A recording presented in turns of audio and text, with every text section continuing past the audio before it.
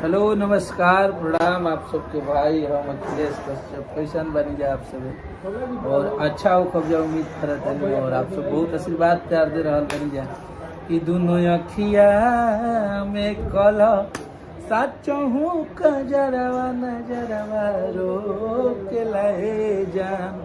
तब आप सबके ओकरा बाद हम एगो बहुत तगड़ा सेट सॉन्ग लेके आ रहा बनी अपना बीट मशीन खेसारी भैया के संगे जौना में नेपाल के एगो लड़की भैया के टैटू पीले रही और सोम्या पोखरेल जी।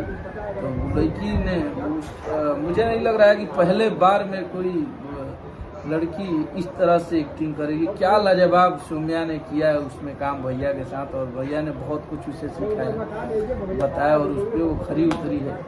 और जे भी प्रेम कैले हुई जरा भी धोखा मिलल हुई प्रेम में चाहे लगन में बहुत लोग ऐसा भाई बा लोग जे केहू से प्यार करेला और ऐसा असमंजस आ जाला बीच में जौना से वहाँ सब ना मिल पाई जाए वहाँ सबके प्यार में रुकावट आ जाला।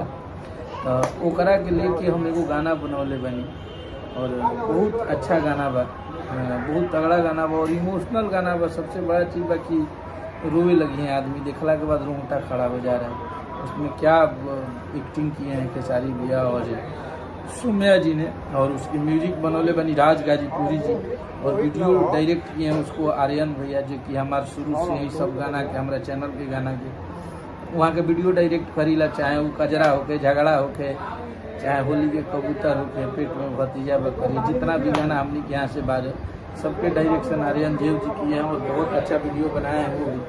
तो सभी को थैंक यू सो मच और आप लोग तैयार रहिए उस गाने को। हम लोग अभी तो फाइनल डेट नहीं है लेकिन एक तरह से मान के चलिए कि फाइनल ही है। 24 तारीख को उस गाने को हम लोग कोशिश कर रहे हैं कि रिलीज हो जाए और उसको हम लोग लॉन्च करेंगे बहुत तगड़े स्तर पे। तो जैसा होगा आपको अपडेट जरूर देंगे लेकिन उस गाने के लिए आप लोग तैयार रहिए, बहुत तगड़ा गाना लेके आ रहे हैं।